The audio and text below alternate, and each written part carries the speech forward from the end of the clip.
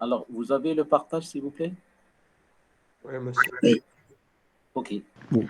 Allez, on commence le cours d'aujourd'hui. Donc, sur la continuité sur le chapitre des arbres. Donc, dans le cadre de ce chapitre, nous avons vu la définition des arbres, les applications des arbres, l'implémentation des arbres, c'est-à-dire comment représenter un arbre en mémoire.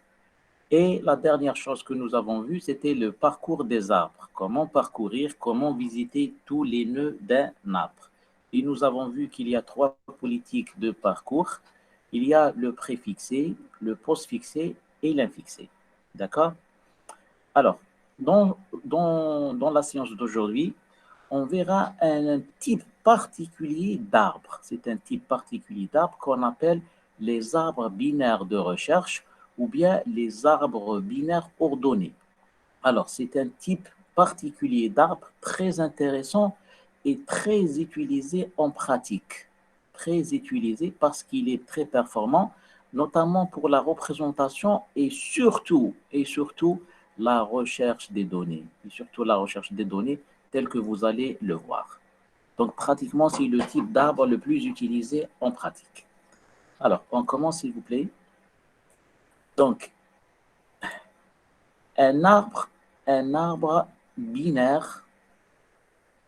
Alors, c'est quoi un arbre binaire de recherche? Donc, c'est un arbre binaire dont chacun des nœuds possède la propriété suivante. Tout d'abord, c'est quoi un arbre binaire de recherche ou bien un arbre binaire ordonné ou bien un ABR en abrégé? Tout d'abord, c'est un arbre, c'est une structure d'arbre et nous avons vu la définition des arbres.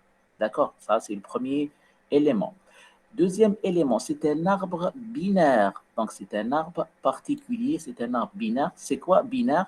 Ça veut dire chaque nœud de l'arbre possède 0, 1 ou 2 fils maximum. D'accord? C'est-à-dire maximum, on a 2 fils pour chaque nœud. En plus, d'être un arbre, d'être binaire, il y a une autre propriété qui est valable dans n'importe quel nœud. Donc, il y a une condition supplémentaire que tous les nœuds respectent. Alors, la condition est la suivante. La valeur contenue dans n, c'est-à-dire la valeur contenue dans chaque nœud, est supérieure à toute valeur contenue dans le sous-arbre gauche de n. Et elle est inférieure à toute valeur contenue dans le sous-arbre droit de n. D'accord? J'explique. Donc, un arbre binaire. Donc, chaque nœud possède au plus deux fils. Le fils gauche et le fils droit. Maximum, soit deux fils, soit un fils, soit rien du tout. Alors, pour qu'il soit un ABR, un binaire de recherche, il faut que la valeur dans chaque nœud, par exemple dans ce nœud, soit supérieure à toutes les valeurs qui se trouvent dans le fils gauche et elle doit être inférieure à toutes les valeurs qui se trouvent dans le fils droit. D'accord? Et ça, c'est valable pour n'importe quel nœud. Alors, exemple, vous avez cet arbre-là. D'accord? Cet arbre-là. Premièrement, on remarque que c'est un arbre binaire. Pourquoi?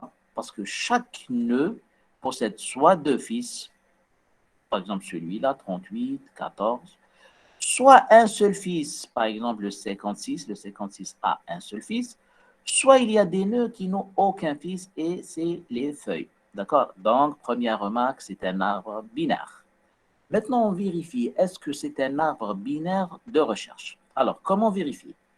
La propriété dit que la valeur contenue dans chaque nœud est supérieure à toutes les valeurs qui se trouvent dans le sous-arbre gauche, c'est-à-dire dans le fils gauche, est inférieure à toutes les valeurs qui se trouvent dans le sous-arbre droit. Allez, on commence. Par exemple, pour le nœud 38, le nœud 38, le sous-arbre gauche, c'est tout ça. Ça, c'est le fils gauche. D'accord? Allez, on vérifie, est-ce que 38 est supérieur à toutes ces valeurs? Alors, 38, il y a ici, on trouve 14, on trouve 8 et on trouve 23. Donc, c'est bon. 38 est supérieur à toutes les valeurs qui se trouvent dans le fils gauche. Ce n'est pas terminé. Maintenant, on vérifie par rapport au sous-arbre droit, par rapport au fils droit. Le fils droit, c'est tout ça. D'accord? C'est tout ça. On vérifie est-ce que 38 est inférieur à toutes ces valeurs. Ici, qu'est-ce qu'on trouve? 56, 82, 75, 85. Elles sont toutes supérieures à 38. Donc, le nœud 38 vérifie la condition. C'est bon. Mais ce n'est pas terminé pour autant. Il faut que cette propriété soit vérifiée pour tous les nœuds. Alors, je prends le nœud 14. Le nœud 14. On remarque qu'il est supérieur à toutes les valeurs qui se trouvent à gauche. Les valeurs qui se trouvent à gauche, il y a 8. Et les valeurs qui se trouvent à droite, il y a le 23. Donc 14 est inférieur à 23 et supérieur à 28. Donc c'est bon. Il vérifie la condition. Maintenant pour le 8, maintenant pour le nœud 8. Le sous-arbre gauche, le fils gauche est nil, le sous-arbre droit est nil. Donc il vérifie la condition puisqu'il n'y a pas d'élément. D'accord? Donc le problème ne se pose pas. Je reviens maintenant à 56, plutôt à 23. Pareil pour 23.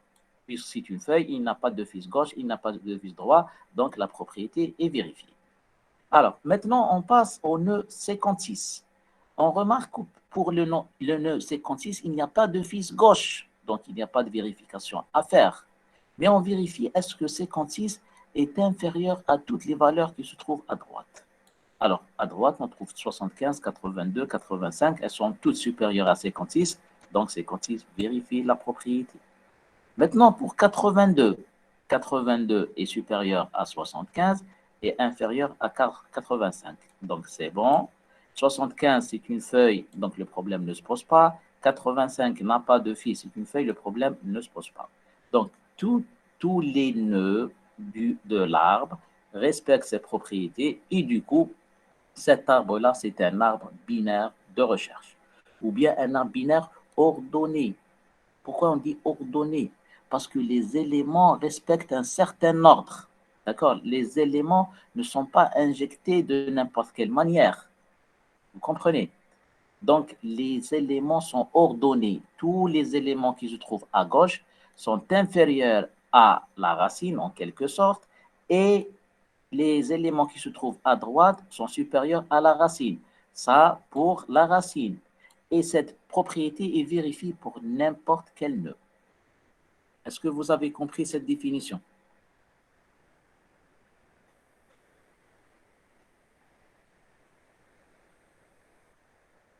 Est-ce que vous avez compris? Oui, monsieur. Ok. Oui, monsieur. Voilà, très bien. Ok, donc ça, c'est la définition des arbres binaires de recherche. Allez, un exemple. Arbre binaire de recherche ou toujours un arbre binaire ordonné. Un exemple pour vérifier qu'on a bien compris. Alors, question. Soit la suite de valeurs suivantes. Je vous donne une suite d'éléments, 21, 9, etc. jusqu'à arriver à 38. Donnez dans cet ordre. Je vous donne cette suite dans cet ordre-là. D'accord? La question, construire l'arbre binaire ordonné ou bien l'arbre binaire de recherche qui stocke ces valeurs, puis afficher le résultat de son parcours infixé. Je vous demande de construire l'ABR, la binaire qui contient ces valeurs-là. Et deuxièmement, je vous demande d'afficher les éléments selon le parcours infixé. Et que constatez-vous? Qu'est-ce que vous allez remarquer? D'accord? Allez, on commence à travailler ensemble. Donc, je vous demande de construire un arbre qui contient ces valeurs. Allez, on commence par la valeur 21. La valeur 21. La valeur 21 est considérée comme le premier élément de l'arbre. Alors, où est-ce qu'on va faire cette valeur, à votre avis? Où est-ce qu'on va la mettre? Racine. Racine. Tout à fait, dans la racine. Ça va être la racine. C'est bon. Essayez de suivre avec moi et essayez de répondre. On va le construire ensemble, cet arbre. Donc, c'est bon. 21, c'est bon. Maintenant, je dois insérer 9. Je dois insérer 9 dans l'arbre binaire de recherche. Alors, à votre avis, le 9, elle va s'insérer à gauche du 21 ou bien à droite du 21? À gauche. À gauche. Pourquoi à gauche? Parce qu'elle est inférieure. Inférieur. Voilà, parce que c'est inférieur. Très bien. Donc, 9 va être considéré comme le fils gauche du 21 parce qu'elle est inférieure à 21. Parfait. C'est bon. Maintenant, je vous demande d'insérer 4. 4, ça va être quoi? Fils gauche du 9. Très bien. Ça va être le fils gauche du 9. Pourquoi? Inférieur à 21. Ok, Inférieur à 9 aussi. tout à fait. Le 4 est inférieur à 9. Donc, doit être inséré dans le fils gauche, va être considéré comme le fils gauche du 9 parce que 4 est inférieur à 9. Parfait, très bien. On a terminé avec 4. Maintenant, le 25, s'il vous plaît, ça va être quoi? Fils droit du 21. Les autres un peu, essayez d'intervenir. Oui, 25, oui. 25, Le fils droit de 21, monsieur. exact. 25, ça va être le fils droit du 21. Fils droit du 21. Pourquoi? Parce que 25 est supérieur à 21. Il ne peut pas se mettre dans ce côté-là. D'accord? Il est supérieur à 21, donc il doit se mettre dans le côté droit du 21, dans le fils droit du 21. Parfait. C'est bon, on a terminé avec 25. Maintenant, 7, s'il vous plaît. 7. Fils gauche du 25. Fils gauche de 25. Fils gauche du 25. C'est nul. Non. Si on le met comme étant fils Le gauche, fils droit de 4, Fils droit. monsieur. Le fils droit de Fils 4. droit de 4. voilà, juste pour répondre au monsieur qui a dit c'est le fils gauche du 7. Si on le met ici, 7 est inférieur à 21. Il ne doit pas se mettre dans le côté droit. Parce que dans le côté droit du 21, on retrouve les valeurs qui sont supérieures à 21. Donc le 7 ne doit pas se mettre ici. Est-ce que vous avez compris? Oui. Le jeune qui a dit que 7 se trouve dans le fils Oui, gauche oui, du... monsieur, j'ai compris. Voilà. Parce que c'est vrai, il est inférieur à 25, mais n'oublie pas le 21. Nous avons dit que toutes les valeurs qui se trouvent à droite du 21 doivent être supérieures à 21. Très bien. Donc finalement, le 7, ça va être quoi le 7? Fils droit du 4. Voilà. Ça va être le fils droit du 4. Supérieur à 4 et inférieur à 9. Donc il ne peut pas se mettre de ce côté-là. Il faut qu'il se mette dans le fils gauche du 9. Et par rapport à 4, donc il est supérieur à 4, donc il doit se mettre ici. C'est le fils droit du 4. Parfait. Le 12, s'il vous plaît. Fils droit de 9. Très bien. Le fils droit du 9. Le 12, c'est supérieur à 9 et inférieur à 21. Donc, il est inférieur à 21. Il va se mettre dans ce côté-là. D'accord? Maintenant, il est supérieur à 9, donc il doit se mettre dans le fils droit du 9. Parfait. Donc, c'est le 12, ici. Le 3, s'il vous plaît. Fils gauche Fils de gauche de 4. Très bien. Voilà, on a compris. Donc, le 3, c'est le fils gauche du 4. On commence à partir de 21. On remarque que 3 est inférieur à 21, donc on se dirige vers la gauche. Par rapport à 9, est-ce qu'il est inférieur ou supérieur? Il est inférieur à 9, je me dirige vers 4. Par rapport à 4, il est inférieur à 4, donc je le mets ici. Très bien. 29, s'il vous plaît. Fils droit du 25. Droit de 25. Exact.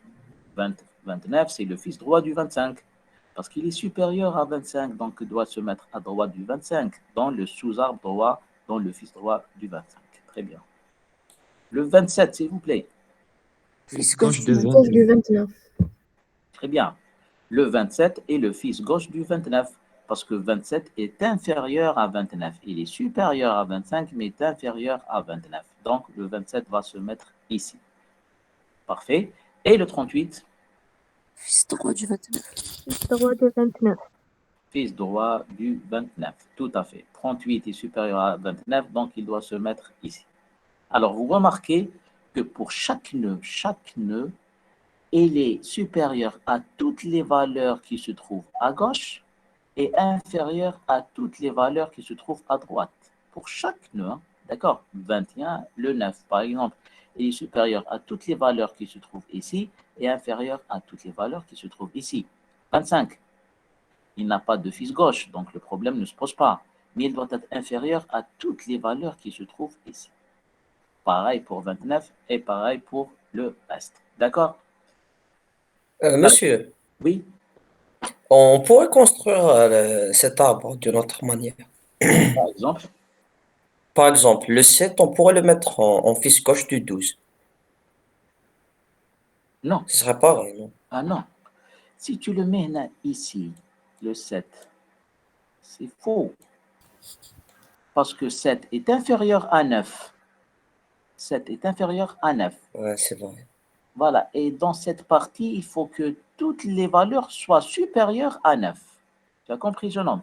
Oui, c'est bon, merci. Voilà, parce qu'il est inférieur à 12. C'est vrai, mais il pose problème par rapport à 9. D'accord? Voilà. Donc ça, non. Le 7, il doit se mettre à gauche du 9. Est-ce que tout le monde a compris la construction de cet arbre?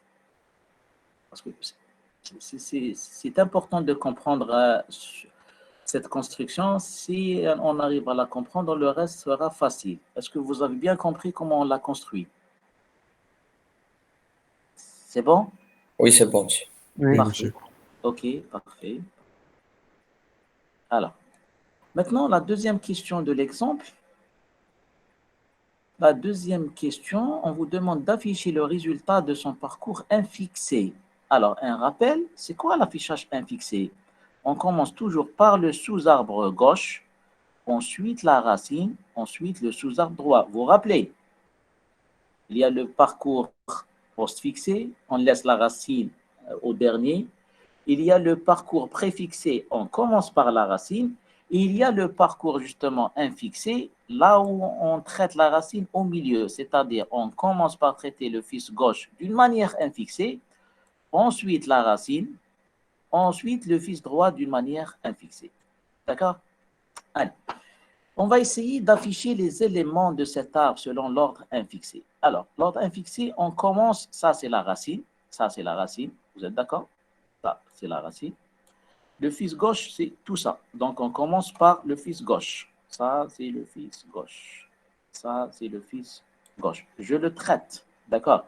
Mais je traite le fils gauche d'une manière infixée.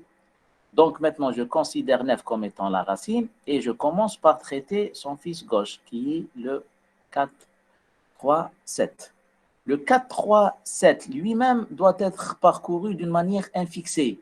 Donc, je commence par le fils gauche, ensuite la racine, ensuite le fils droit.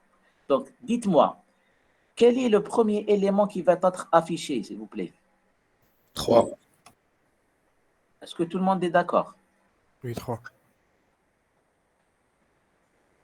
Oui, Donc, très bien. Donc, le premier élément, c'est 3. Je commence par afficher le 3. Ensuite, qu'est-ce qu'il y a? 4, 4. Très bien. Ensuite, 7, 7. 7. 7. C'est bon. On a terminé avec le fils gauche du 9. Ensuite, qu'est-ce qu'il y a? 9, 9. Ensuite, 12. j'espère que vous suivez. Si quelqu'un ne comprend pas juste une valeur, qu'il me le dise. D'accord. Donc, j'ai traité le fils gauche, ensuite la racine, ensuite le fils droit. Et maintenant, donc j'ai terminé tout le fils gauche de 21. Donc, j'ai terminé tout le fils gauche du 21. Qu'est-ce qui reste? 21, Le 21. Très bien. 21. OK. Ensuite, je commence à traiter le fils droit du 21 d'une manière infixée. D'accord? D'une manière infixée. Donc, je commence par le fils gauche du 25. Le fils gauche du 25, c'est quoi? Un 2. Exact. D'accord. Exact. Donc, je ne fais rien. Nil. Maintenant, donc, qu'est-ce que je vais afficher après le 21? Qu'est-ce qu'il y aura comme affichage? 25. La racine. Oui, Voilà. 25. 25. Donc, je pense qu'on a compris. Donc, 25. Ensuite, après le 25, qu'est-ce qu'il y a lieu de faire? 29. Hein? Le fils Le- droit. Je traite le fils droit du 25 d'une manière infixée. D'une manière infixée.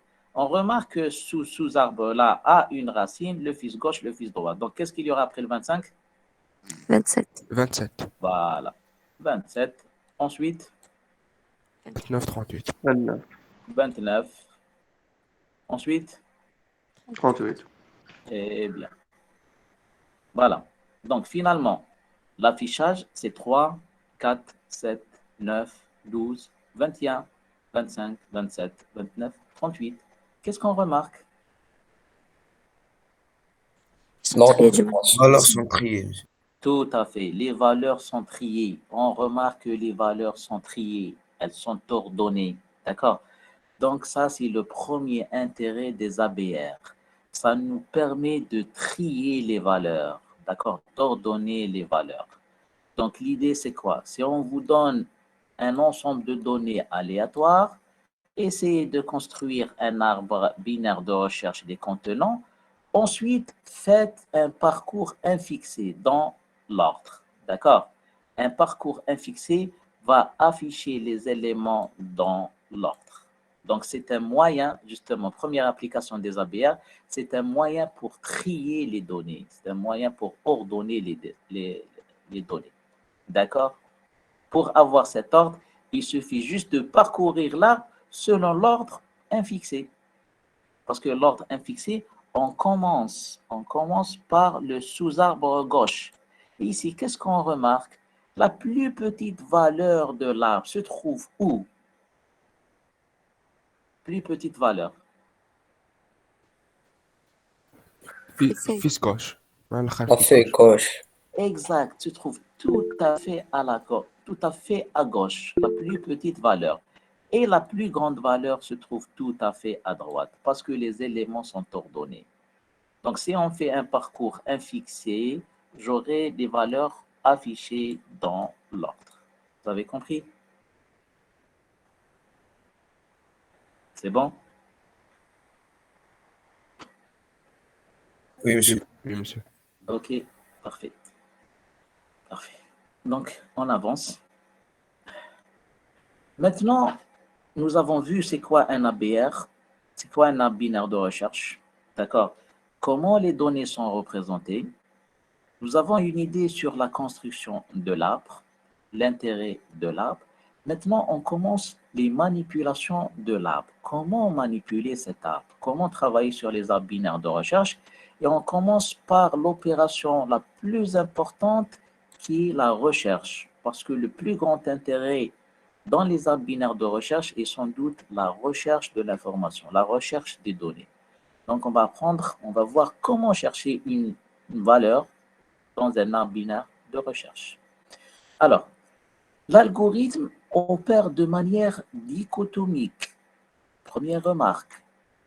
D'accord? Première remarque. La manière, l'idée de recherche, c'est une idée dichotomique. Et c'est quoi la dichotomie d'une manière générale? Nous avons vu la recherche dichotomique sur les tableaux. Alors, la dichotomie, déjà, il y a le préfixe di, ça veut dire deux. On décompose la structure en deux parties. D'accord? Ensuite, on oriente la recherche soit vers le côté gauche, soit vers le côté droit, selon une condition de comparaison. Vous vous rappelez pour les tableaux? Vous vous rappelez pour les tableaux? Pour les tableaux triés, on avait les tableaux triés. Pour rechercher d'une manière dichotomique, on décomposait le tableau au milieu, on compare avec le milieu, ensuite on oriente la recherche soit vers la droite, soit vers la gauche. Ça, on l'a vu dans le cadre des tableaux. Maintenant, on va appliquer la dichotomie sur les arbres. D'accord? Allez, sur les arbres. Donc, le principe de la dichotomie. Alors, donc vous avez un arbre binaire de recherche. Il y a une racine, il y a le fils gauche et le fils droit. Et n'oubliez pas, la principale caractéristique, c'est que toutes les valeurs qui se trouvent dans le fils gauche sont inférieures à la valeur de la racine et toutes les valeurs qui se trouvent dans le fils droit, elles sont supérieures à la valeur de la racine. Ça, c'est la propriété des ABR. D'accord? Alors, comment se fait la recherche? Alors, je commence. Si la valeur recherchée est contenue dans le nœud courant, alors arrêtez la recherche et retournez l'adresse du nœud. D'accord? Je commence le premier test avec un nœud particulier et certainement le premier test se fait avec la racine. Je compare la valeur recherchée avec la valeur qui se trouve dans la racine. Si je la trouve dans la racine, eh bien, tant mieux. Je dirais que la valeur existe et je vais arrêter la recherche. D'accord? Sinon, je compare. Si la valeur recherchée est plus petite que celle contenue dans le nœud courant, alors orientez la recherche vers le sous-arbre gauche, c'est-à-dire le fils gauche. Sinon, orientez la recherche vers le sous-arbre droit. J'explique. Je compare la valeur recherchée avec le nœud, par exemple, avec la racine. Si je la trouve, tant mieux. Sinon, je compare. Si la valeur recherchée est inférieure à la racine, si elle est inférieure, donc seulement il faut la chercher ici, dans le sous-arbre gauche. Ça ne sert à rien de la rechercher dans le sous-arbre droit, parce que toutes les valeurs qui se trouvent là sont supérieures à la racine. Donc, impossible de la trouver dans le A2. Donc, autant la rechercher dans A1. Maintenant, si la valeur est supérieure à la racine, donc il faut essayer de la chercher dans A2 et non pas dans A1. Parce que si elle est supérieure à R, donc impossible qu'elle est dans A1. Donc certainement, elle est dans A2. D'accord? Et ce principe se répète d'une manière récursive. Ensuite, supposons que la valeur est inférieure à R. Donc, ce n'est pas la peine de chercher dans A2. On ira vers A1. Mais A1 lui-même, c'est un arbre. Donc, il a une racine, il a un fils gauche et un fils droit. Donc, je compare la valeur avec la racine de A1 et j'oriente la recherche soit vers le fils gauche, soit vers le fils droit. D'accord? Allez, exemple. Suivez l'exemple, s'il vous plaît, très très simple. Suivez l'exemple. Donc, vous avez un ABR, un arbre binaire de recherche. Vous voyez bien qu'il respecte la propriété des arbres binaires de recherche. Chaque nœud est supérieur à toutes les valeurs qui se trouvent à gauche, est inférieur à toutes les valeurs qui se trouvent à droite. Donc, c'est un ABR. Je vous demande de chercher la valeur 75 dans l'arbre, dans tout l'arbre binaire de recherche. Allez, on commence toujours le parcours par la racine, par le premier élément. Je compare 75 avec 38. Est-ce que 75 égale 38? Non. Très bien. Maintenant, je compare. Est-ce qu'elle est supérieure ou inférieure à 38? On remarque que 75 est supérieure à 38. Si elle est supérieure à 38, j'oriente la recherche vers le fils droit. Ça ne sert à rien de la chercher dans le fils gauche parce que impossible qu'elle soit ici. D'accord? Parce que toutes les valeurs qui se trouvent ici sont inférieures à 38. Donc, j'irai vers le fils droit. Si 75 existe, donc sûrement elle va se retrouver dans le fils droit. D'accord? Ça, c'est le premier test. Maintenant, je commence à travailler sur le fils droit. Et si je travaille sur le fils droit, c'est le 56 qui devient la racine. Alors, je compare 75 avec 56. 75 est différent de 56. Maintenant, je compare. Est-ce qu'elle est supérieure ou inférieure?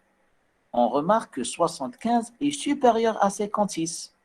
Donc, j'oriente la recherche vers le fils droit. D'accord? Ça ne sert à rien de chercher dans le fils gauche parce que 75 est supérieur à 56. Si elle existe, donc sûrement elle est à ce niveau-là, dans le fils droit. D'accord? Je continue la recherche. Je compare 75 avec 82. Maintenant, la racine, c'est 82. Est-ce que 75 égale 82? Non. Donc, je n'ai pas trouvé la valeur. Maintenant, où est-ce que je vais, vers la gauche ou vers la droite? Je vais comparer. 75 par rapport à 82. On remarque que 75 est inférieur à 82. D'accord? Donc, j'oriente la recherche vers le côté gauche. Vers le côté gauche. D'accord? Parce que 75 est inférieur à 82. Maintenant, je vais comparer avec l'arbre composé d'un seul nœud. D'accord? D'un seul nœud. Est-ce que 75 égale 75? Oui, j'ai trouvé la valeur et je vais dire que la valeur existe. D'accord? Ça pour 75. Est-ce que vous avez compris pour 75? Oui, monsieur. Ok, très bien. Donc, l'idée, c'est quoi?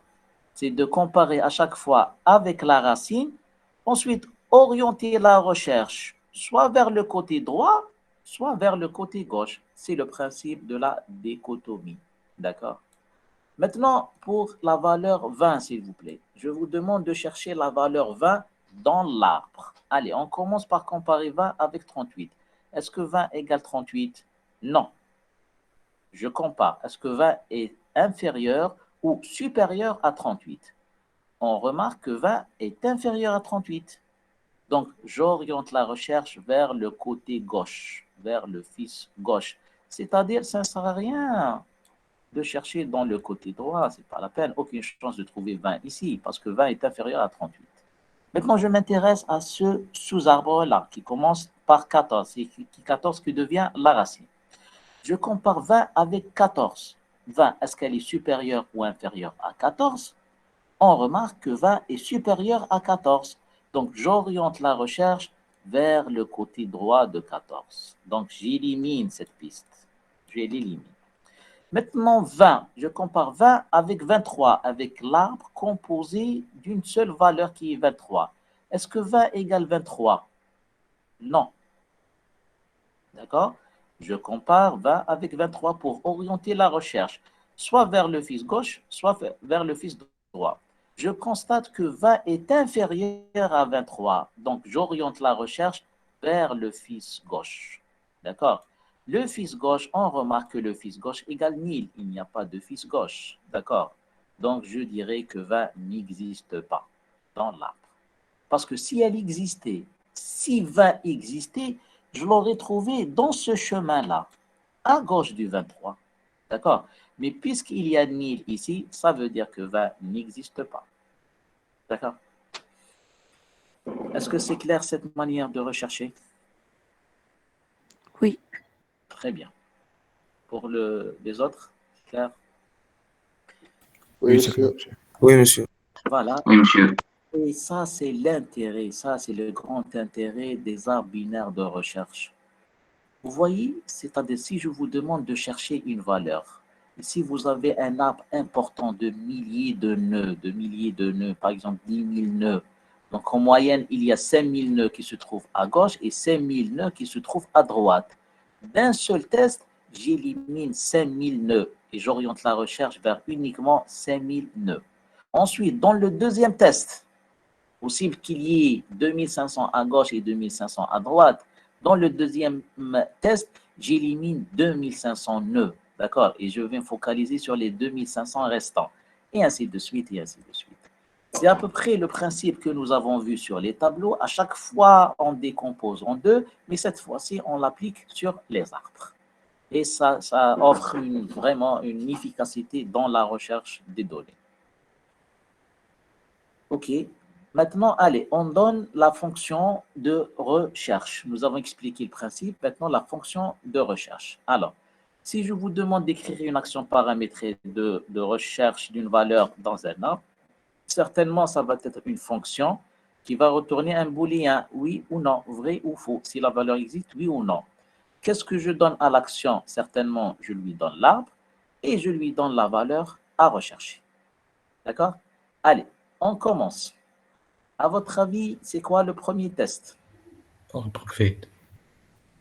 Pardon, monsieur? Si la valeur égale la racine. Tu L'arbre vas vide. égal arbre pour info.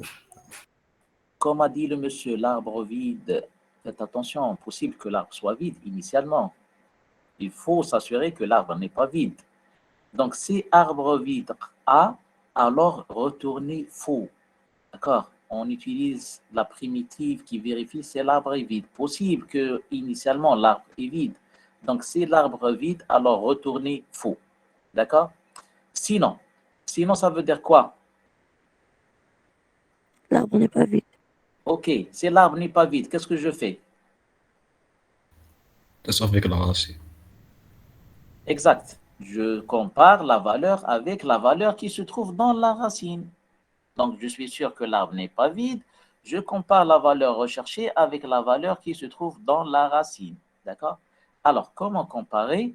Si A.info, parce que n'oubliez pas que A est un arbre, donc c'est un pointeur. Donc, si A.info égale val, alors retournez vrai. Si par exemple je trouve la valeur, je te demande de chercher 38 de prime abord, tu trouves 38, alors tu diras que la valeur existe et on va arrêter l'action. Sinon, tu fais quoi? Comparaison. Voilà. Si A1 supérieur à vol, vol Oui. supérieur à A1, tu me dis recherche fiche droit. Voilà, c'est ça. Valeur. C'est ça. والأخرى fiche gauche. Très bien. Maintenant, si on ne trouve pas la valeur, on doit orienter la recherche soit vers le fils gauche, soit vers le fils droit. Tout dépend du test d'évaluation. Soit on l'oriente vers le fils gauche, soit on l'oriente vers le fils droit. Par quoi? Comment savoir est-ce qu'on ira vers la droite ou vers la gauche? Par un test. Donc, si A info est supérieur à val, c'est-à-dire la valeur qui se trouve dans la racine, elle est supérieure à la valeur recherchée. Donc, on oriente la recherche vers le fils gauche. Comment? En appelant la fonction recherche d'une manière récursive. Et cette fois-ci, qu'est-ce que je lui donne? Je lui donne le fils gauche du A. D'accord? Donc, je vais commencer la recherche à partir du fils gauche, ou bien sûr la même valeur. D'accord?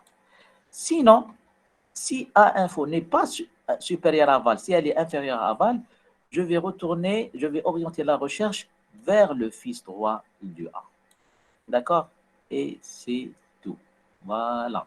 Donc, c'est un processus récursif. Alors, si la valeur est inférieure à 38, j'appelle la même fonction, mais avec le fils gauche. La racine devient le fils gauche.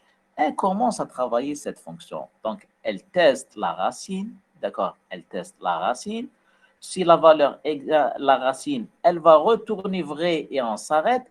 Sinon, elle-même, ce deuxième appel va appeler de nouveau la fonction recherche pour son fils, c'est-à-dire le fils du fils, et ainsi de suite, et ainsi de suite. D'accord? Est-ce que vous avez compris le principe? Oui. Oui. Voilà, parfait. Donc, c'est un appel récursif. À chaque fois, la fonction appelle. On l'oriente, juste on l'oriente, en changeant bien sûr l'arbre. Le premier appel se fait avec quoi? Avec la racine, le premier appel, avec le premier élément de l'arbre. Mais les autres appels se font soit avec le fils gauche de la racine, soit avec le fils droit de la racine. Ça, c'est le deuxième appel. Le troisième appel se fait avec quoi? Avec le fils gauche du fils gauche, ou bien avec le fils droit du fils gauche, et ainsi de suite. Et c'est le principe de la récursivité. D'accord? Est-ce que vous avez compris la recherche? Parce que c'est l'opération la plus simple. C'est l'opération la plus simple. Donc, vous voyez, c'est très très simple. Donc, on compare avec la racine. Ensuite, on appelle la fonction d'une manière récursive sans le test de l'évaluation. Soit on l'oriente vers le côté gauche, soit vers le côté droit, tout simplement. OK. Donc, ça, c'est la recherche. C'est la première opération de manipulation des ABR. Deuxième opération, s'il vous plaît, c'est l'opération de l'insertion.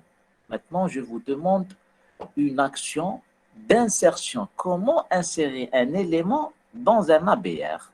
Alors, je vous présente cet ABR-là pour que vous l'ayez sous les yeux, d'accord, pour que vous appliquiez ce que je vais dire sur cet arbre-là, d'accord? Donc, vous avez un ABR et je vous demande d'insérer des valeurs. Alors, suivez bien, s'il vous plaît. Alors, première remarque. L'insertion d'une valeur dans un arbre binaire ordonné doit maintenir l'ordre des éléments dans l'arbre. D'accord? C'est-à-dire, si je vous demande d'insérer une valeur dans cet arbre, il faut maintenir l'ordre. Il ne faut pas le chambouler l'ordre. C'est-à-dire, il faut respecter la propriété qui dit que chaque nœud est supérieur à toutes les valeurs qui se trouvent à gauche et est inférieur à toutes les valeurs qui se trouvent à droite. Donc, il faut qu'on respecte le principe. D'accord? Donc, il ne faut pas chambouler l'ordre déjà établi. Avec une petite hypothèse, s'il vous plaît, on suppose que la répétition des valeurs n'est pas permise, c'est-à-dire il n'y a pas deux valeurs identiques dans l'arbre. Toutes les valeurs sont différentes. D'accord? Donc, le premier principe, Je vous demande d'insérer une valeur dans un arbre, mais il faut maintenir l'ordre. Il faut maintenir l'ordre, c'est-à-dire il faut que la propriété reste vérifiée après chaque insertion. Donc, première remarque. Alors, deuxième remarque. Si vous avez remarqué tout à l'heure, lorsqu'on a ajouté des valeurs, vous vous rappelez pour l'arbre de tout à l'heure, toutes les insertions de nouvelles valeurs dans l'arbre se faisaient toujours au niveau des feuilles. Alors, toutes les insertions se font au niveau des feuilles. On ne touche pas au nœud interne. D'accord? Si je vous demande d'insérer une valeur, donc certainement, vous allez l'insérer au niveau des feuilles. D'accord? C'est-à-dire, on ne touche pas au nœud interne. Les nœuds internes, on ne les touche pas. Et ça va nous suffire. Ça va nous suffire et ça nous permettra d'insérer n'importe quelle valeur. D'accord? Je vais expliquer comment. Alors, pour cela, on écrit une action récursive insert en procédant comme suit. Alors, le principe de la construction. Puisque nous sommes dans le cadre des arbres, on va écrire une action récursive qui va nous faciliter énormément le processus d'insertion, bien qu'on peut écrire une action itérative, chose qu'on va faire en TD, à titre d'exercice. D'accord? Et en cours, je vais présenter la version récursive qui est très intéressante, très, très simple. Maintenant, l'idée de l'insertion est la suivante. Suivez, s'il vous plaît.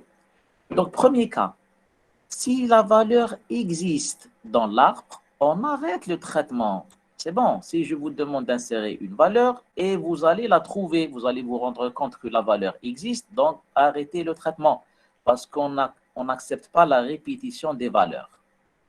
Il faut qu'il y ait une unicité des valeurs. Chaque valeur doit apparaître maximum une seule fois. Donc, premier test, si la valeur existe, on arrête le traitement. D'accord. Maintenant, sinon, on compare val par rapport à la valeur contenue dans le nœud courant. D'accord? Le nœud courant, le premier appel se fait avec la racine. D'accord? Avec la racine. Et on compare la valeur que je veux insérer avec la racine. D'accord? Deux cas se présentent. Selon les cas, on s'oriente soit vers le fils gauche de A, soit vers le fils droit du A. D'accord? Exemple. Vous avez cette structure-là, Je vous demande d'insérer 9, s'il vous plaît. Par exemple, je vous demande d'insérer 9. D'accord? Alors, je commence par comparer 9 avec 38. Est-ce que 9 égale 38? Non, différent de 38. À votre avis, le 9 va être inséré dans le côté gauche de 38 ou bien dans le côté droit de 38? الجوش. Le côté gauche. Certainement.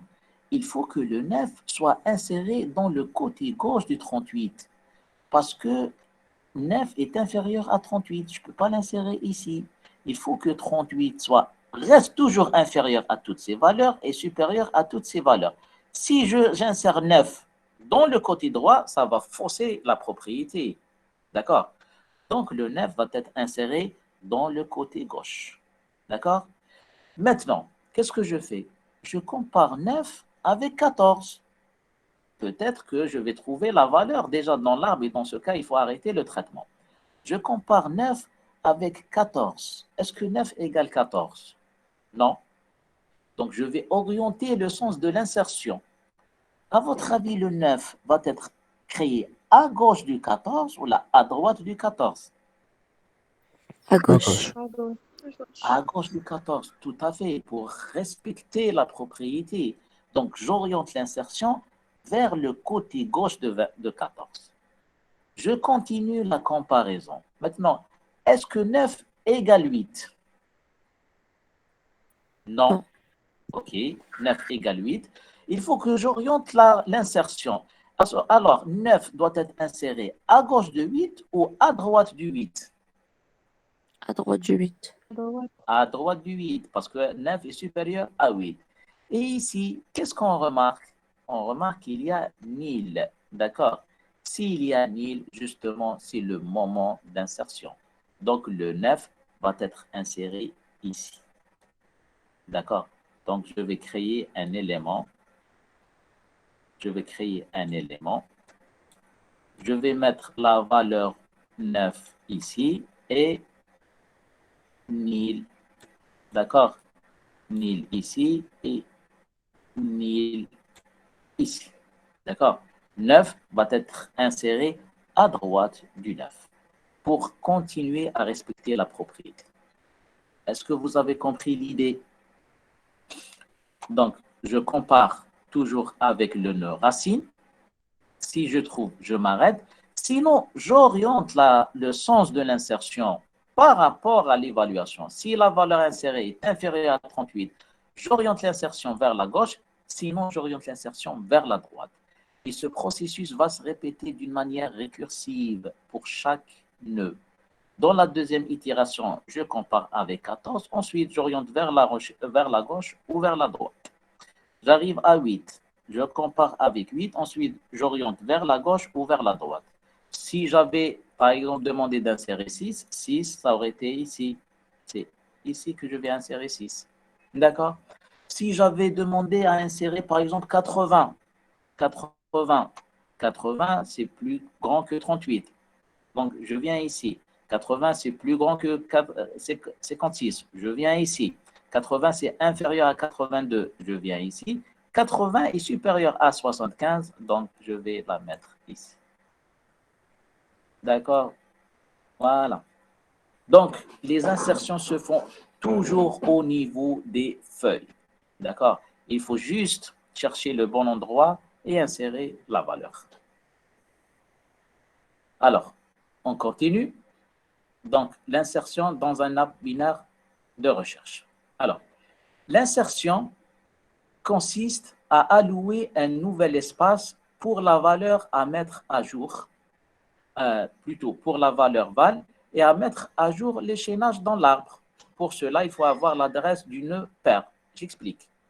Je reviens à 9. C'est bon, on a déterminé l'endroit de l'insertion. Alors, 9 doit se mettre ici. 9 doit se mettre ici. Alors, pour ajouter 9 à l'arbre, d'accord, n'oubliez pas que nous sommes dans le cadre chaîné, dans un cadre chaîné. Donc, qu'est-ce qu'il suffit de faire? De faire une allocation dynamique pour cet élément, mettre l'information utile dedans, c'est-à-dire mettre 9 ici, et mettre à jour le chaînage. Comment le mettre à jour? Ce pointeur nil doit pointer sur cet élément. Ça, c'est la mise à jour du chaînage. Alors, reprenez s'il vous plaît l'esprit des listes chaînées. Parce que tel qu'on l'a dit, chaque chemin dans l'arbre, chaque chemin représente une liste chaînée en quelque sorte. D'accord? Et ici, l'insertion se fait à la fin. Toujours, l'insertion se fait à la fin. Donc, nous sommes dans le cadre chaîné.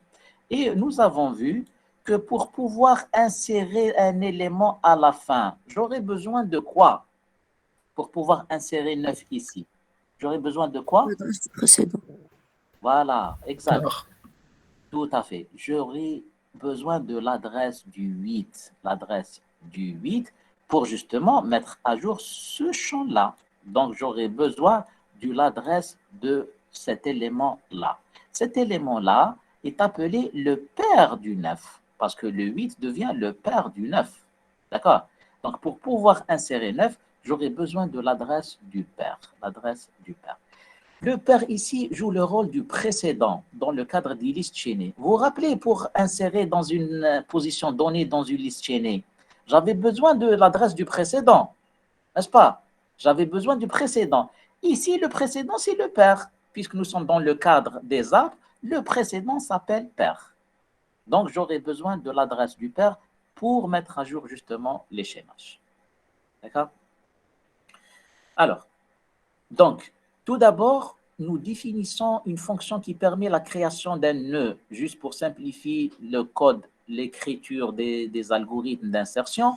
Je commence par définir une fonction qui permet la création d'un nœud. Je vais créer un nœud, d'accord? Donc, créer un nœud. Qu'est-ce que je donne à l'action? Qu'est-ce que je lui donne à l'action? Je lui donne une certaine valeur, d'accord? Et elle va me retourner un arbre. Un arbre, c'est quoi un arbre? Donc, elle va me retourner l'adresse de cet élément, un pointeur. Très simple, d'accord? C'est-à-dire, je crée cet élément et je retourne son adresse, c'est tout. D'accord? Dans un certain pointeur P. Ce pointeur P est de type arbre. Donc, pour cette fonction, il suffit de lui passer en paramètre la valeur val. D'accord? Allez, à votre avis, à l'intérieur, qu'est-ce qu'il y aura à l'intérieur de cette fonction? Oui. Qui permet de créer... Allocation. Pardon? Alloué. Alloué. Allouer l'espace, on affecte la valeur. Tout à fait, c'est tout. D'accord. Donc, P, alloué. Alloué, taille de nœud. Création du nouvel élément. Donc, je vais insérer un élément. Donc, je vais le créer. C'est bon. Je l'ai créé et je retourne son adresse dans une variable P. Ensuite, je fais quoi? Les champs fils gauche ou fils droite, on affecte le menel. Pourquoi? Parce que c'est une Exact. feuille. Très bien, monsieur. Très bien. Donc, les champs fils et les champs droit, fils droit et fils gauche de cet élément sont nuls. Pourquoi nuls? Parce que cet élément que je viens juste de créer, il devient une feuille. Et les fils d'une feuille, c'est nil. Et bien sûr, l'élément du milieu, dans l'élément du milieu, à savoir le champ inf, j'affecte la valeur. Donc, P.inf égale val, la valeur que je veux insérer, le fils gauche égale nil et le fils droit égale nil pour dire que cet élément devient une feuille. D'accord? Et retourner P. Donc, je vais retourner son adresse. D'accord? Et c'est tout. Voilà. Donc, la première étape dans le processus d'insertion, d'accord, je fais une allocation, d'accord, je remplis les champs et je récupère l'adresse. D'accord? OK. Allez, maintenant, on va écrire l'action qui permet d'insérer. Nous avons expliqué le principe, l'idée. Maintenant, s'il vous plaît, le corps de l'action. Alors, ça va être une procédure et on va justifier tous nos choix. Suivez bien, s'il vous plaît. Donc, ça va être une procédure. Qu'est-ce que je donne à l'action? Si je vous demande d'insérer dans l'arbre, vous allez lui donner certainement l'arbre, l'adresse de l'arbre. Précisément, c'est quoi? L'adresse de la racine.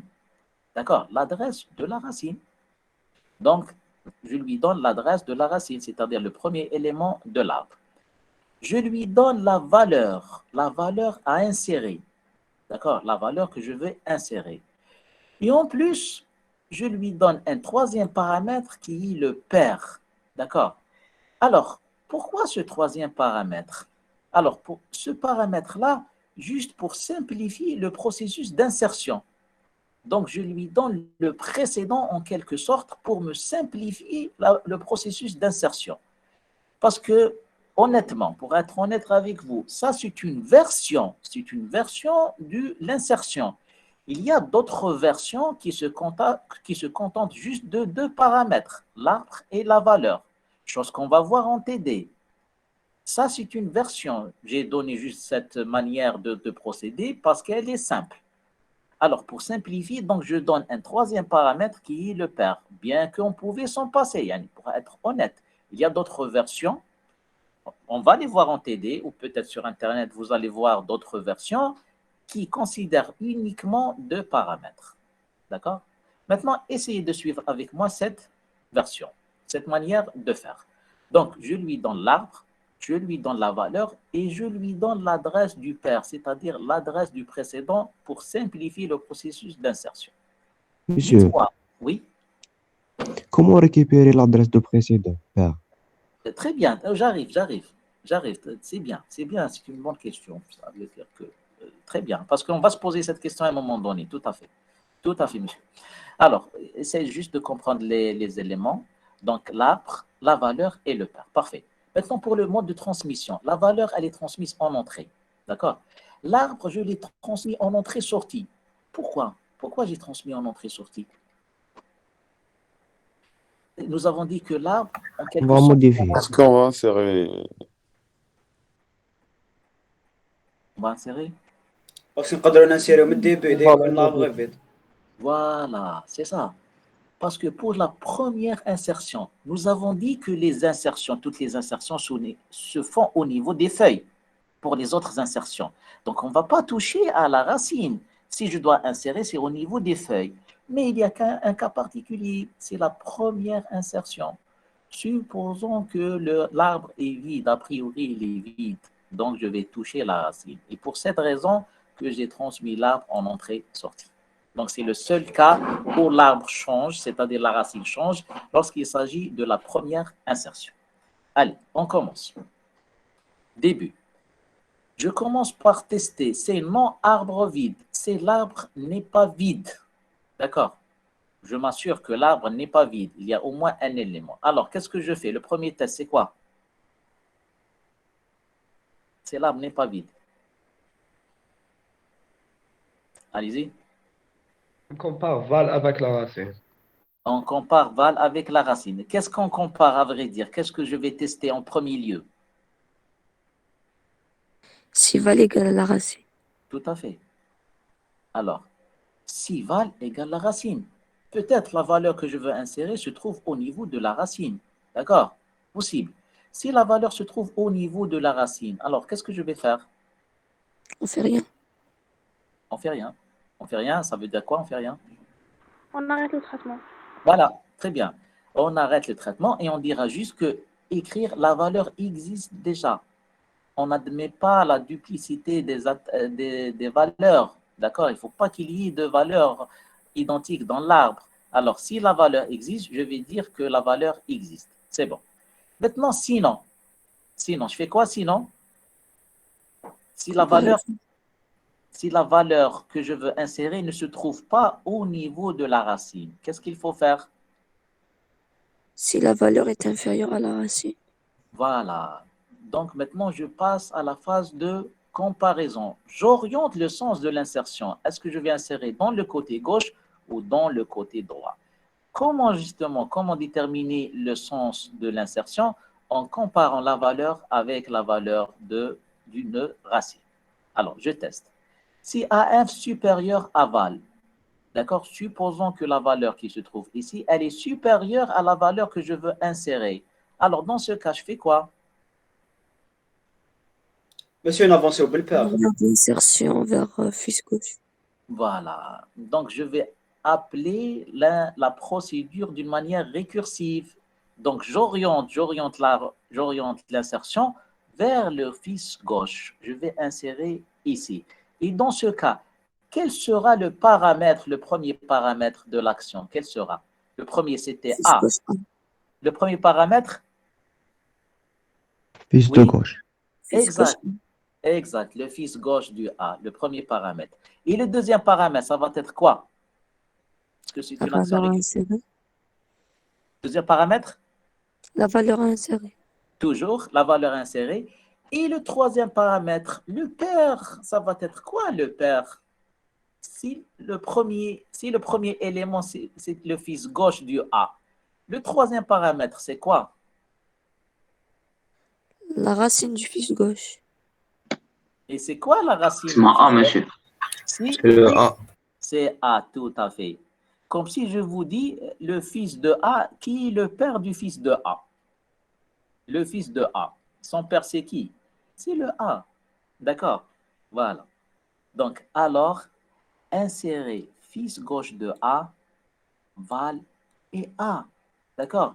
Si j'avance ici, ça, c'est le fils gauche. D'accord? Mais son père, c'est quoi le précédent? Son père, c'est le A. D'accord? C'est le A. Donc, parce que j'ai dit que cette version considère le père, le précédent. Si je suis là, le précédent, c'est quoi? C'est celui-là, c'est le A. Ça, c'est le fils gauche du A. Et ça, c'est le A. Donc, le premier paramètre, c'est le fils gauche du A. Le deuxième paramètre val ne change pas et le pair qui devient A. D'accord? Donc, initialement, j'ai commencé avec... On va voir le premier appel se faire avec quoi.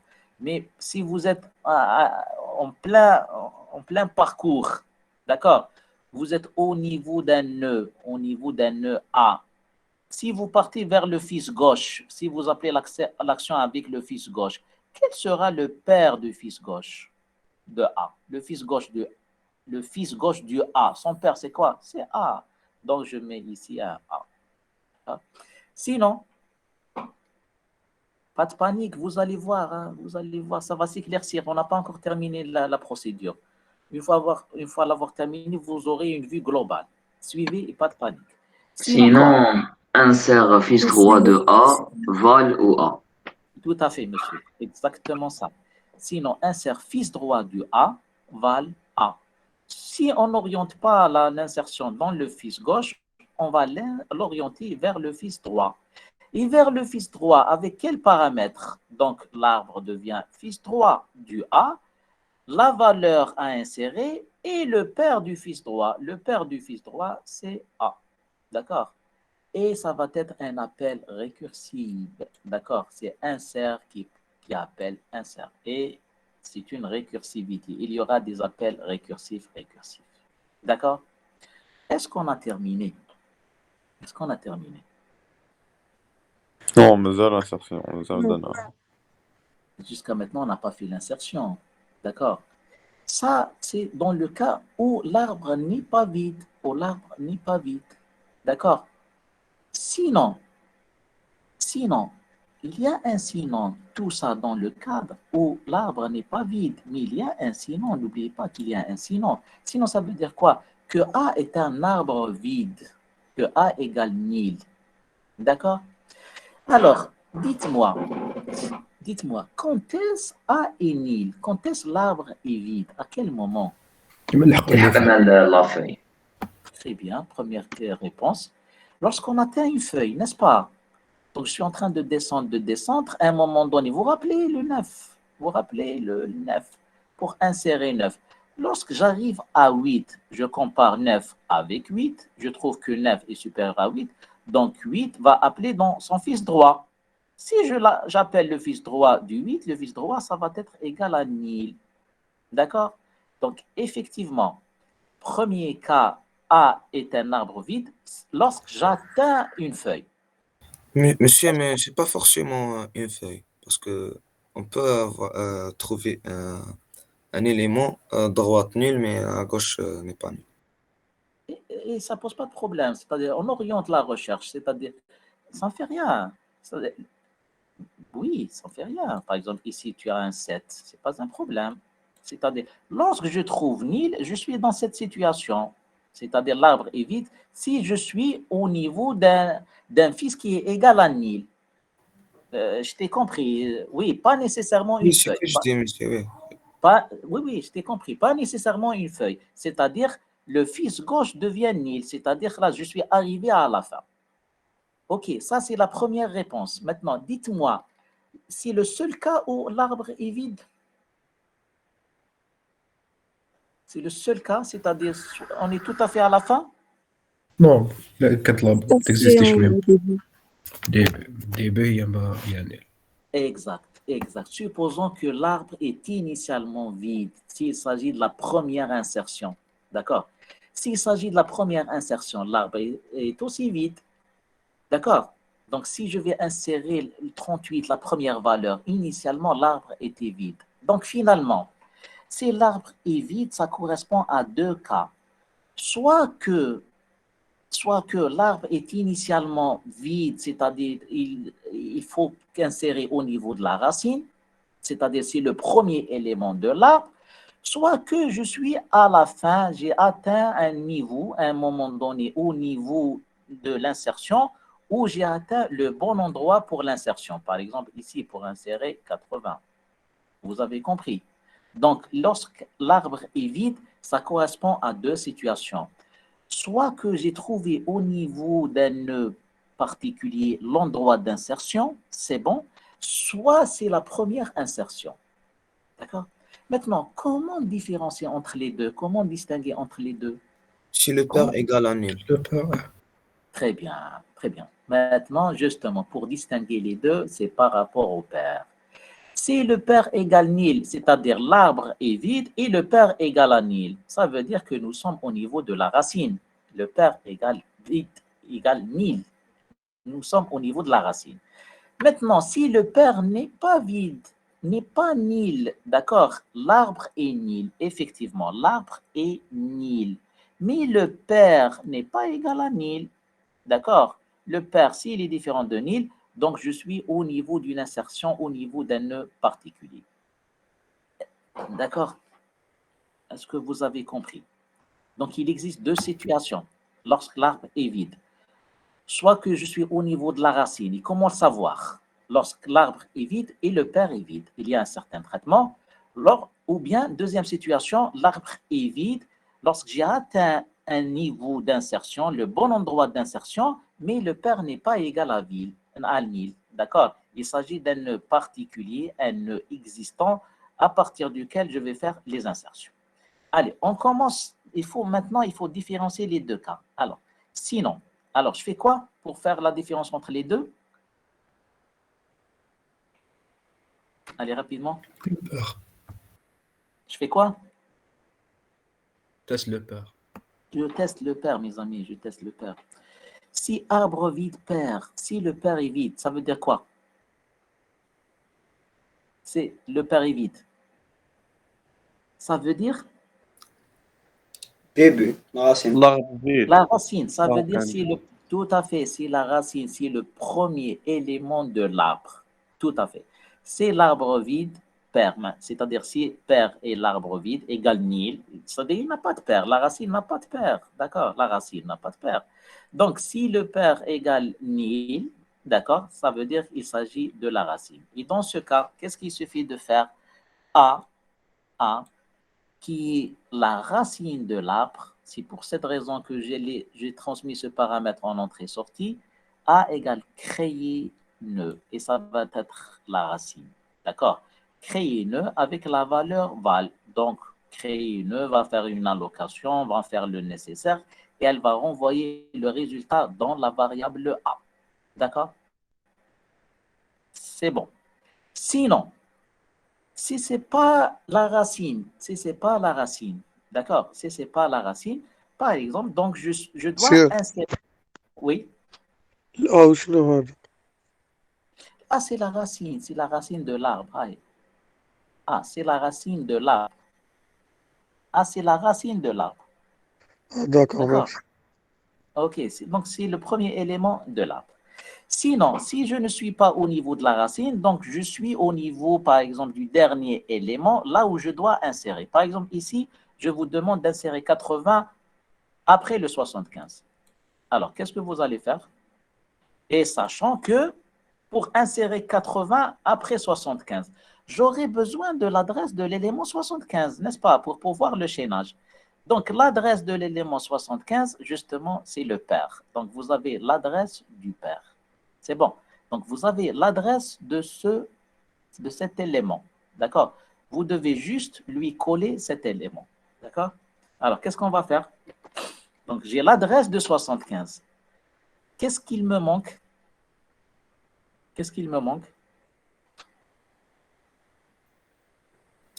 Comparer la valeur avec le père et de supérieur, on insère au fils droit et d'inférieur, on insère au fils gauche. Tout à fait, monsieur, c'est exactement ça. Donc, j'ai l'adresse du père, c'est vrai, je peux insérer, mais il reste un petit détail. L'élément que je veux insérer, est-ce que je vais l'insérer dans le côté droit ou bien dans le côté gauche? D'accord? Parce que c'est vrai, j'ai l'adresse du précédent. D'accord? J'ai l'adresse du précédent. Mais contrairement aux listes, d'accord?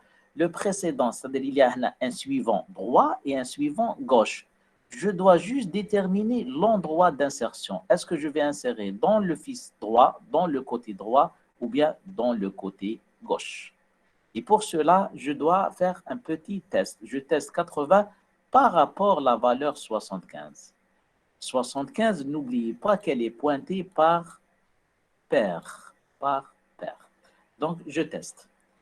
Si pair.info supérieur à val, d'accord? Si pair.info supérieur à val, alors créer pair fils, plutôt pair fils gauche égale créer nœud. Donc, je vais la mettre ici. D'accord? Je vais la mettre ici. Donc, si pair.info supérieur à val, par exemple, je vous demande d'insérer 60. D'accord? Je vous demande d'insérer 60. Si pair.info supérieur à val, alors pair fils gauche égale créer nœud. Donc, pair fils gauche, créer nœud. Donc, je vais créer un nœud et je vais mettre son adresse dans nil. Sinon, pair fils droit, créer nœud val. D'accord? Sinon, si la valeur n'est pas inférieure à pair info, elle est supérieure à pair info, par exemple le cas du 80, donc il faut orienter l'insertion vers le côté droit.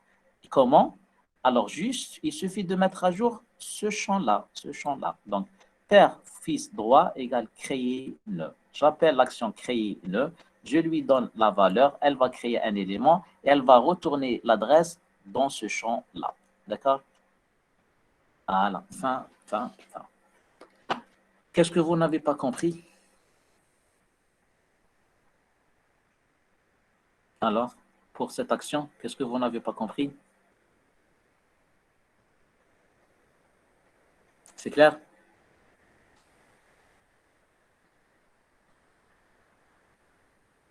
C'est bon, c'est pas bon? C'est clair. C'est clair, monsieur. Eh bien, tant mieux. Je vais l'éclaircir encore plus à travers un exemple. Alors, suivez un exemple, s'il vous plaît. Je vais vous donner un exemple. Suivez bien. Et on peut reprendre la diapo sans problème. Hein? D'accord? Alors, les insertions dans un ABR se font toujours au niveau des feuilles. Ça, on l'a vu. Maintenant, un exemple, insérez la valeur 10 dans l'arbre suivant. Donc, vous avez cet arbre-là et je vous demande d'insérer la valeur 10. On va dérouler les appels. Hein? On va dérouler les appels. Alors, bon, intuitivement, 10, où est-ce qu'il va se mettre la valeur 10? Où est-ce qu'elle va se mettre intuitivement? Dites-moi. À droite de 8. À droite, tout à fait. Ici, juste pour répondre à la question de monsieur de tout à l'heure, maintenant, le premier appel de cette action, le premier appel se fait avec quoi? Le premier appel. Racine, ou pair nul, le val. Le premier appel, lorsque l'arbre était vide, j'appelle insérer. D'accord? Avec quel pointeur? L'arbre, ça veut dire égal à quoi? Lorsque l'arbre était vide, A égale quoi? Nil. Nil, très bien. Nil, premier paramètre, nil, la valeur à insérer. Et le pair, c'était quoi? Nil aussi. Nil, tout à fait. Donc, le premier appel se fait avec nil, val, nil. Lorsque l'arbre était vide, donc la racine, elle est vide, et le pair était vide. Donc, nil, val, nil, le premier appel. Juste pour le premier appel, c'est-à-dire, et pour le premier appel, je suis ici, dans ce cas. Donc, l'arbre est vide, et le pair est vide, et je vais créer un nœud. Mais à partir du deuxième appel, j'appelle toujours avec une adresse qui est différente de nil. Parce qu'une fois avoir l'adresse, tous les appels se font avec des paramètres qui sont différents de nil. D'accord? OK. Allez, un exemple s'il vous plaît. Insérez la valeur 10 dans l'arbre suivant. Monsieur nous a dit que 10 doit se mettre à droite du 8. Donc, s'il y a lieu d'insérer, donc 10, ça va être mis ici. La valeur 10 ici. D'accord? Alors, on commence. Rappel du prototype de la procédure d'insérer A. Vous rappelez A, c'est l'arbre, la valeur insérée et le pair de A, c'est-à-dire le prédécesseur de A. D'accord? Le précédent de A. Le précédent du A. Alors, dites-moi, le premier appel, bien sûr, on suppose que l'arbre est construit et je vous demande d'insérer 10. Le premier appel se fait avec quoi? Insérer racine 10 nil. L'adresse à Racine. 38. Exact, c'est la réponse que je cherche. C'est l'adresse du 38. Très bien, monsieur. Donc, insérez l'adresse du 38. Vous êtes d'accord? Premier appel. Adresse de 38. La valeur 10 est nil. Parce que le père de la racine, c'est nil. Le premier appel, c'est nil. Donc, premier appel, donc adresse de 38, c'est l'adresse de la racine. Donc, ça, c'est l'adresse de la racine. Ça, c'est le premier appel. OK. Ensuite, tu fais quoi? Je compare 10 avec 38. Je remarque que 10 est inférieur à 38. Que fait l'action 38 lorsque je suis inséré cette action? Qu'est-ce qu'elle fait? Qu'est-ce qu'elle va faire? Je constate que 10 est inférieur à 38. Donc, qu'est-ce qu'elle va faire? Qu'est-ce qu'elle va appeler? L'adresse 14. Donne-moi le prototype, s'il te plaît. Insérer fiche gauche Insérer. fiche gauche de A. Non, donne-moi l'adresse en termes L'adresse d'adresse.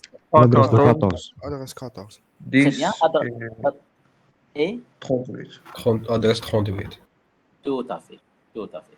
Donc, insérer l'adresse du 14, 10 et l'adresse de 38. D'accord? L'adresse 14, donc, c'est le fils gauche. Et l'adresse de 38, c'est le père. D'accord? Parce que le 38, c'est le père de 14. D'accord? Vous avez compris? Donc, j'appelle adresse de 14, l'adresse de cet élément-là, mais son père, c'est l'adresse de 38. Très bien. Alors, maintenant, je commence l'action avec adresse de 14. Je commence avec l'adresse de 14. Parfait. Alors, adresse de 14, qu'est-ce qu'elle va faire? Elle va comparer 10 avec 14. Ensuite, qu'est-ce qu'elle va faire?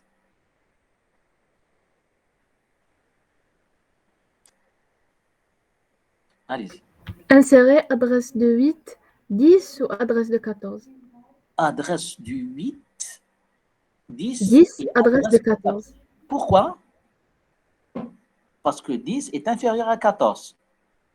Pour les autres, 10 est inférieur à 14. Donc, j'oriente l'insertion vers le côté gauche, Et exactement comme a dit la demoiselle, je vais appeler avec l'adresse du 8, c'est-à-dire l'adresse du 8, 10, la valeur 10, et l'adresse du 14. L'adresse du 14, c'est le père de 8.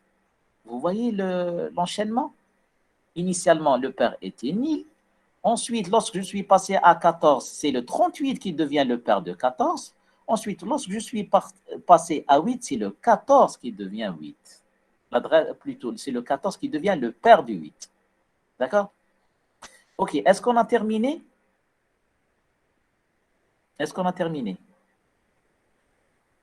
Non. Ok, pas encore. Ok, maintenant l'adresse du 8, qu'est-ce qu'elle va faire?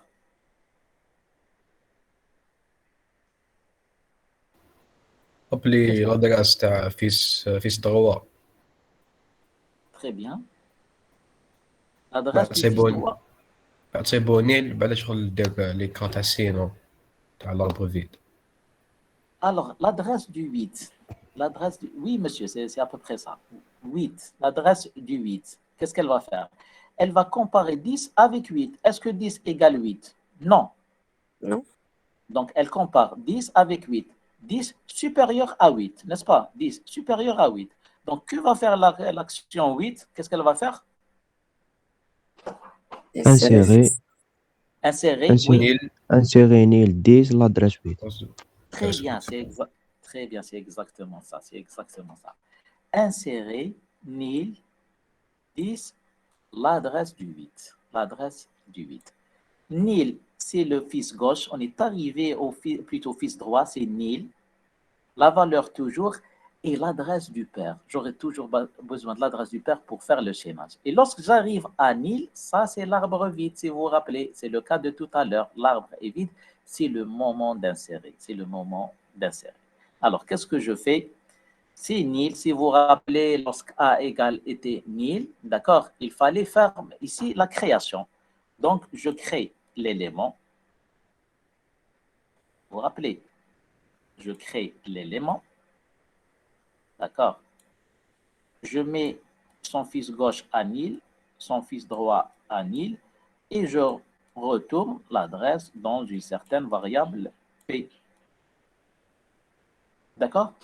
Maintenant, je sais que c'est le moment d'insérer.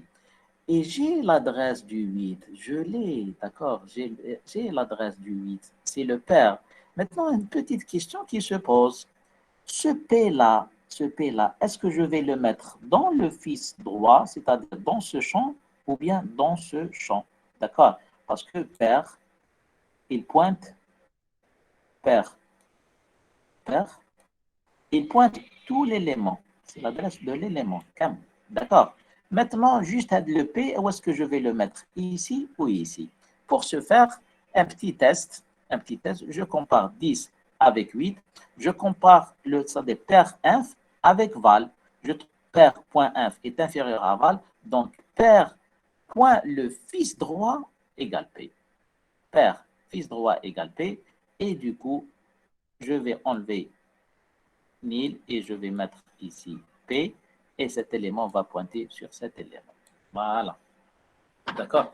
La valeur 10 sera insérée dans le fils droit du 8. Pourquoi? Parce que nous avons l'adresse du 8. Nous avons l'adresse du 8 qui est l'adresse du père. Si j'ai l'adresse du père, l'adresse du précédent, je peux mettre à jour l'échénage. D'accord? Voilà.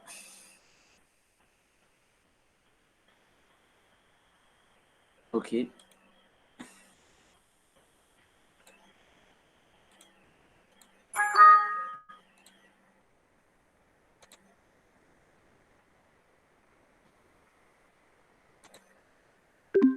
Donc, je commence par tester. Tout d'abord, ما لازمش العربي يكون فيد. إذا كان فيد هاو لو تريتمون. نبدا وين ما يكونش فيد. سي كا تري سامبل. إذا كان l'arbre n'est pas vide, tu compares est-ce que la valeur existe la racine de l'arbre. Mais la racine de l'arbre, pour le premier appel, on va pour les appels récursifs, à chaque sous-arbre, il est considéré comme un arbre. D'accord? Donc, je teste. Est-ce que la valeur existe? Si la valeur existe, tu diras que la valeur existe, tu arrêtes. Sinon, si tu ne trouves pas la valeur, tu dois orienter l'insertion. C'est-à-dire l'insertion, est-ce qu'elle va se faire dans le côté gauche ou dans le côté droit? Qui va savoir est-ce que tu vas la gauche ou la droite? Un simple test. Si la valeur que tu dois insérer est inférieure à la valeur qui se trouve au niveau de la racine, tu orientes l'insertion dans le côté gauche. Sinon, si la valeur à insérer elle est supérieure à la valeur de la racine, tu orientes l'insertion dans le côté droit. C'est tout. D'accord? Insérer. Donc, pour l'appel, insérer. Tout d'abord, on insère l'adresse de l'arbre, l'adresse de la racine de l'arbre, la valeur à insérer et le père. Le père, pourquoi nous avons introduit le paramètre? Pour simplifier le chaînage. Parce que maintenant, on a une représentation chaînée. Et pour pouvoir enchaîner quelque part, j'aurais besoin de l'adresse du précédent. Qui me connaît les listes qu'on a mon précédent, donc c'est mon père. D'accord? Maintenant, si j'avance, j'étais là. Si j'appelle pour le fils gauche, ça c'est le fils gauche du A. Quel est le père de le fils gauche? Le fils gauche connaît son père. C'est le A. Le fils gauche du A, c'est le père. Le A. Vous vous rappelez, il y a un courant ou un précédent. C'est la technique que je fais ensemble. Ce courant précédent, il y a un courant ou un précédent. يولي هذا courant هذا précédent هذا مكان ومن بعد la prochaine étape يولي هذا courant وهذا précédent. À chaque fois j'avance. Vous avez compris le principe? Donc la notion de père au arbre sur le courant précédent. À chaque fois le courant il avance ou le précédent mora pour justement pouvoir faire le chaînage un jour. Et j'avance. Jusqu'à un moment donné, arriver à Nil, qui te l'haq Nil, par exemple, Nil, c'est bon. Qui te l'haq Nil, qu'il y a un autre traitement, sinon. D'accord? Qui te l'haq Nil, ça ne veut pas dire que l'on a la fin. C'est vrai, possible à la fin, et c'est le moment d'insérer, mais possible que initialement, parce que initialement, le premier élément, tel qu'un Nil. Donc, pour faire la différence entre les deux, il ne suffit pas de tester le père. إذا كان même le père Nil, l'élément Nil ou le père Tao Nil, certainement que l'arbre est vide. Et dans ce cas, il suffit juste de mettre à jour la racine. C'est A, c'est la racine de l'arbre. On touche la racine. Comme s'il s'agit de la tête de liste. Vous vous rappelez, c'est le premier élément de la liste. Donc, c'est A égale créer nœud. Et on s'arrête, c'est bon, là, c'est bon, d'accord. Maintenant, si je ne suis pas la racine, ça veut dire que je suis au niveau de la fin d'un chemin. La fin, c'est le moment d'insertion. Mais A égale 1000. Et moi, je veux insérer ici. Je veux insérer ici. Heureusement que j'ai l'adresse du précédent. Parce que lorsque j'avance, le courant égale 1000. Et le précédent, c'est le pair. C'est ça l'idée. Le courant qui est Nil, j'avais expliqué ça dans les listes, qui courant il est Nil. Tu auras besoin du précédent. Le précédent, c'est le pair. Donc, le 8, oui, le précédent, tu as le 9. Il va t'insérer 9. D'accord. Maintenant, donc, créer le nœud et le raccorder au nœud pair.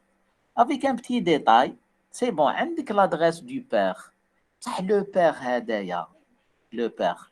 Un deux champs suivants, le fils gauche et le fils droit. Peut-être tu dois choisir, est-ce que c'est le fils gauche ou le fils droit? Comment? Par un simple test. Si par info supérieur aval, d'accord? Donc, je vais insérer dans le fils gauche, d'accord? Dans le fils gauche. Sinon, je vais insérer dans le fils droit. C'est tout. D'accord? J'espère que c'est plus clair maintenant. Oui.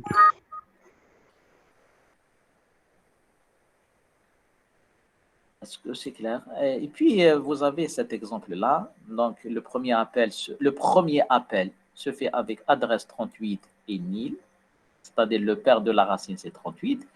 Ensuite, j'avance, le 14, d'accord? Lorsque je partirai vers le 14, donc c'est l'adresse du 14. Et quel est le pair de 14? C'est l'adresse du 38. Donc, courant précédent. Ensuite, j'avance, qui n'a été le 8. Courant, il est 8, ou précédent, il est 14. Donc, l'adresse du 8, l'adresse du 14. On va le 8 appelle son fils, d'accord, son fils droit. Le fils droit était Nil, donc il appelle quand même Nil. Hein? Il appelle Nil. Et dans ce cas, le père, il est adresse du 8.